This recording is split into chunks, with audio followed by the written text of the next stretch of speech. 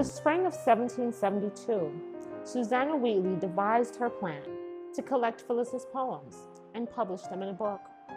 Mrs. Wheatley had Phillis go through her writings and choose her best poems, and they wrote a book proposal. No Boston publisher would agree to print the book because they did not get enough subscribers. Because of entrenched ideas of white supremacy, many white people did not believe that a black person was capable of producing such fine work. Susanna Wheatley came up with a new strategy. She and Phillis collected the signatures of 18 of Boston's most prominent citizens, attesting to her writing skill. The document was signed by the governor, the lieutenant governor, and the leading clergy, scholars, and merchants of Boston. Most of them knew Phillis personally and had ample evidence of her abilities. One of those who signed the attestation was founding father John Hancock, later to become the first president of the Continental Congress and the first to sign the Declaration of Independence. John Hancock was a business client of John Wheatley's, who visited the Wheatley home often and knew Phillis personally. When she could not find a publisher in Boston, Mrs. Wheatley looked toward London.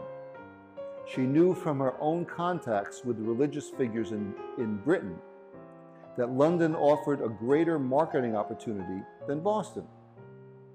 It was the capital of the British Empire. A wealthy British religious leader, the Countess of Huntingdon, agreed to serve as Phillis's benefactor and to finance the publication of the book. The Countess requested that Phillis provide a picture of herself for the book. So Phillis sat for her portrait. Mrs. Wheatley hired Scipio Moorhead, a black artist and slave to one of their neighbors, to paint the picture. Phillis wrote a poem to S.M., a young African painter, on seeing his works to honor a fellow artist. The portrait was revolutionary. A mass-produced image of an African-born woman participating in high culture. Nobody had ever heard of such a thing before. It was a direct challenge to the dominant belief in white European supremacy. For the average person in the American colonies, the existence of a slave poet like Phillis Wheatley was a disorienting notion. This idea was so strange, it seemed unfathomable. Suddenly, white people had to consider new ways of thinking about these Africans in America, and for many, this radical new idea brought resistance and denial. This is how Phillis Wheatley introduced herself to America. She could hardly have chosen a more striking image. A dignified young woman of intelligence and learning, though still a slave, a woman who was clearly and unmistakably black. One of her most famous poems is a bold celebration of the universal desire for freedom. To the Right Honorable William Earl of Dartmouth makes the forceful declaration that the glorious cause of the aggrieved colonists, their liberation from bondage, was her cause as well. In this poem, Phillis Wheatley became the voice for an emerging nation. She dares to associate the iconic image of an iron chain with a heinous act of enslavement, a clear reference to the horror she herself experienced, along with millions of her fellow Africans. She makes the case that these iron chains of wanton tyranny also enslave her white neighbors and fellow Americans. Hail, happy day, when smiling like the morn, fair freedom rose New England to adorn. No more America in mournful strain, of wrongs and grievances unjust complain. No longer shalt thou dread the iron chain, with wanton tyranny, with lawless hand, had made and with it meant enslaved the land. She challenges Dartmouth and all Americans to face the self-evident proposition that people with a conscience, those who know the difference between right and wrong and possess the human ability to empathize, they are the people who can understand her position on slavery and freedom. It requires only a feeling heart. Should you, my lord, while you pursue my song, wonder from whence my love of freedom sprung, whence flow these wishes for the common good, by feeling hearts alone best understood. One striking passage marks the poem as one of the most extraordinary in the Wheatley canon. Phillis shares the anguish she knew as a young girl, suffering the fate of a barbarous kidnapping and the pain of cruel separation from her family. It was the only time Phillis Wheatley addressed the devastating emotional toll of slavery. In lines carved into the pedestal under her statue at the Boston Women's Memorial, she describes her ordeal. I, young in life, by seemingly cruel fate, was snatched from Afric's fancied happy seat. What pangs excruciating must molest, what sorrows labor in my parents' breast. Steeled was that soul, and by no misery moved, that from a father seized his babe beloved. By presenting her own case, Phillis Wheatley compels the reader to look differently into the hearts of those devastated by slavery. The poet forces a moral question into the American consciousness, so that no one will ever again experience such tyranny. Such my case, and can I then but pray? Others may never feel tyrannic sway. On May 10, 1773, Phillis Wheatley, accompanied by Nathaniel Wheatley, her owner's son, sailed to London to arrange for the publication of her book. Her departure was covered by newspapers throughout New England, in Boston, Connecticut, Rhode Island, Pennsylvania, New Hampshire, and New York. Newspapers described her as the extraordinary Negro poetess, the ingenious Negro poet, or the extraordinary poetic genius. Phillis's trip to London and the upcoming publication of her book there became something of a media event in colonial America and Britain. The young writer had become a celebrity. Henry Louis Gates says that Phillis Wheatley was the Oprah Winfrey of her time. Phillis Wheatley's time in London was one of the most thoroughly documented periods of her life. The reason we have more details about her London visit than almost anything else about her is because Phillis gave us a full report in her own words. About a month after she returned to Boston, Phillis wrote letters to two of her friends, telling them all about her London experience. The friends I found there among the nobility of gentry, their benevolent conduct towards me, the unexpected and the unmerited civility of compliance with which I was treated all, fills me with astonishment. I can scarcely realize it. I was received in England with such kindness, compliance, and so many marks of esteem, and real friendship astonishes me on the reflection. For the 20-year-old poet, enslaved as a child, her arrival in London could not come at a more fortuitous moment. In London, she was legally free as long as she stayed there. While she was in London, she could go wherever she wanted with whomever she pleased. There was no restrictions on her movements. That included spending time with Britain's most prominent abolitionists. This suggests that Nathaniel Wheatley, her owner's son, who accompanied her to London, no longer regarded her as personal property, subject to his supervision and control. Clearly, by this time, he thought of her as a free woman. The most important consequence of her trip to London was that at some point during that time, she earned her freedom. On October 18, 1773, she wrote, "Since my return to America, my master has, at the desire of my friends in England, given me my freedom." We do not know the exact circumstances that prompted her freedom, but we can conclude the obvious, that Phillis Wheatley, who was then the most famous poet in the colonies, with admirers on 2 continents, actually wrote her way to freedom. On September 13, 1773, Phillis Wheatley landed back in Boston. Her return to America was widely noted by the press.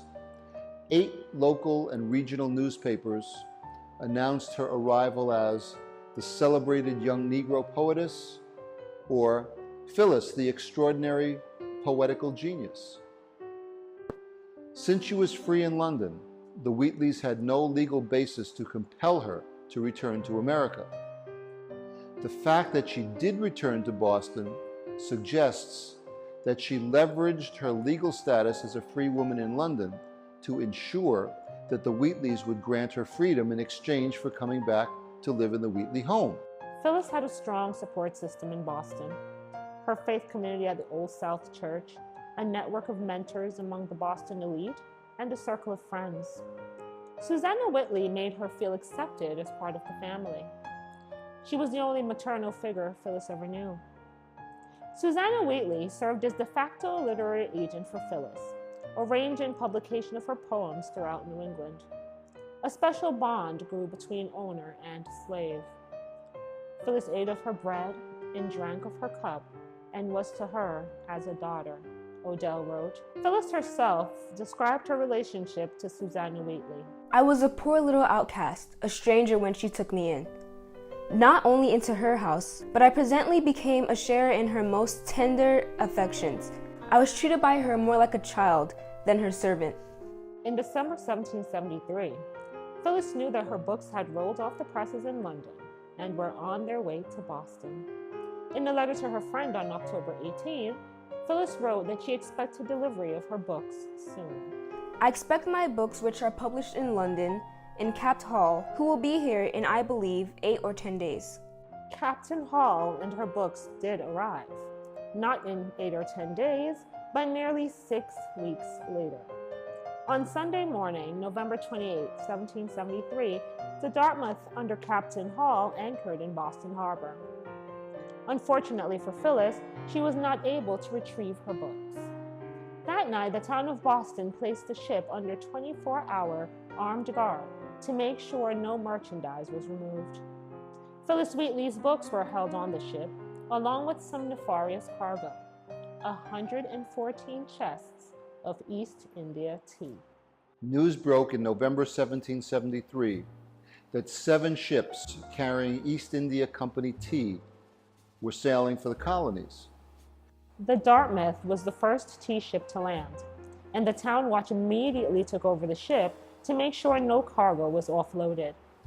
The good citizens of Boston began clamoring for the items they had ordered and paid for other than the tea, like linens and other fabrics, wine, china, and furniture. One Bostonian especially, eager to pick up her long-awaited merchandise, was Phillis Wheatley. Her books were on that boat. On December 1st, the town leaders authorized Captain Hall to unload all of his cargo except the tea under the watchful eyes of the town guard. Over the next 10 days, dockhands removed all sorts of merchandise from the ship, including the barrel containing Phillis Wheatley's books. But they left 114 chests of tea behind. On the night of December 17, 1773, a group of Boston men disguised as Mohawks boarded the 3 tea ships, cut the barrels open, and dumped the tea into Boston Harbor. Phillis managed to take possession of her books just days before the Patriots' daring raid that came to be known as the Boston Tea Party. Poetry and tea, traveling side by side, made strange companions in the annals of American history. Only 12 years earlier, Phillis Wheatley had lived the nightmare of her own ocean voyage as human cargo, one among tens of millions, hoarded like animals in unimaginable misery. Now her creative offspring, her poems, was making the same transatlantic journey. The words of Phillis Wheatley, celebrated through centuries as a shining testament to the power of human creativity, became a poignant witness to the glorious gifts lost in the abomination of slavery. The tea was another story. Despised as a symbol of oppression, it never reached American soil. It was trashed and drowned in the sea.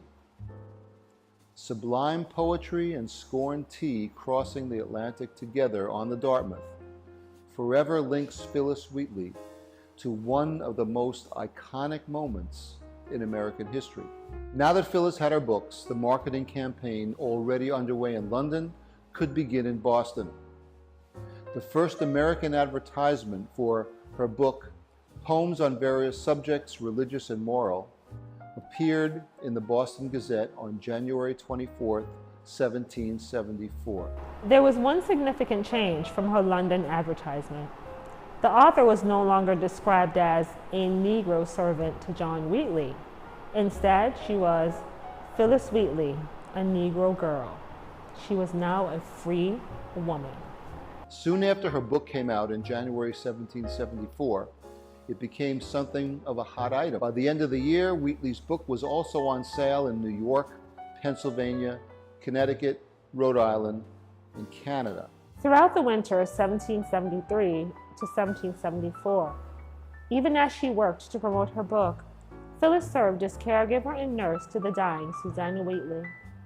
Finally, on March 3, 1774, Mrs. Wheatley died at the age of 65. Phillis was at the bedside during the death watch. Odell describes Phillis gently ministering to Mrs. Wheatley as she took her last breath. It was her mournful duty to close the eyes of her indulgent and unwearied friend. The loss hit Phillis deeply. As a sensitive and compassionate woman, Phillis could not help sharing her profound sorrow with her closest friends. I have lately met with a great trial in death of my mistress. Let us imagine the loss of a parent, sister, or brother. The tenderness of all these were united in her. The word is a severe schoolmaster, for her frowns are less dangerous than its smiles and flatteries, and it is a difficult task to keep in the path of wisdom. In February 1774, Phillis Wheatley had been a free woman for about 6 months. She read a printed version of a sermon by her friend, the Reverend Samson Occam, the Mohegan Indian and Christian minister who often stayed at the Wheatley home and preached in Boston. Phillis was so inspired by his sermon that she was moved to write a response. It became her most direct condemnation of slavery. She made her point with penetrating intellect and moral authority. Not only was slavery unjust and immoral, it was ridiculous and nonsensical. She stands on the authority of divine law to speak for all humankind as she issues her most damning rebuke of the atrocity of slavery.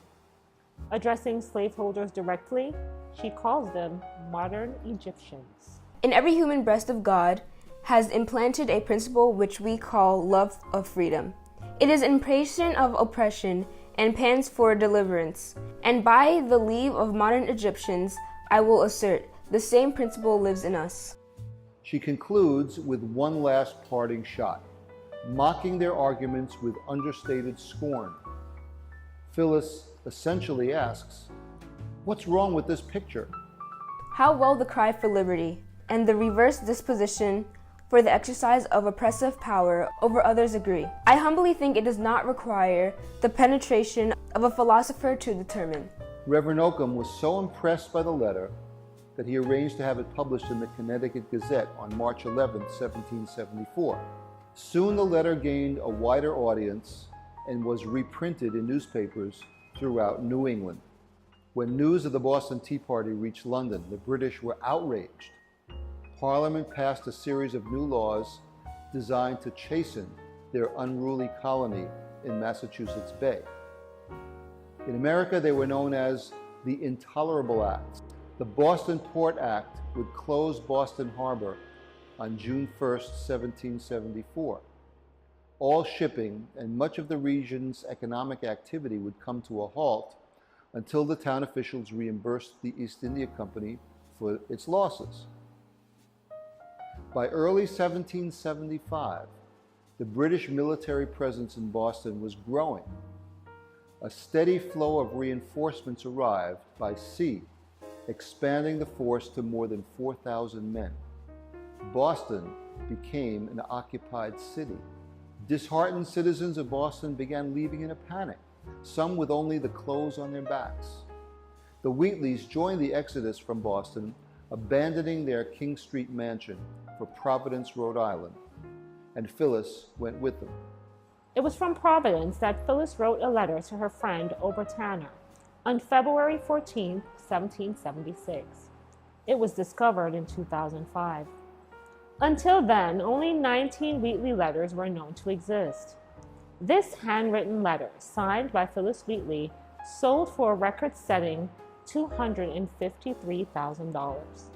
The New York Times reported that it was the highest ever paid at auction for a letter written by an African American and for a letter by a woman. Even I, a mere spectator, am in anxious suspense concerning the fortune of this unnatural civil contest. Possibly the ambition and thirst of dominion in some is designed as punishment of the national views of others. Though it bears the appearance of greater barbarity than that of uncivilized part of mankind. With two massive armies facing each other surrounding the city of Boston, the largest military force North America had ever seen, a terrible cataclysm seemed inevitable. Phillis ended her letter with a prayer, dedicating their perilous position to a higher authority.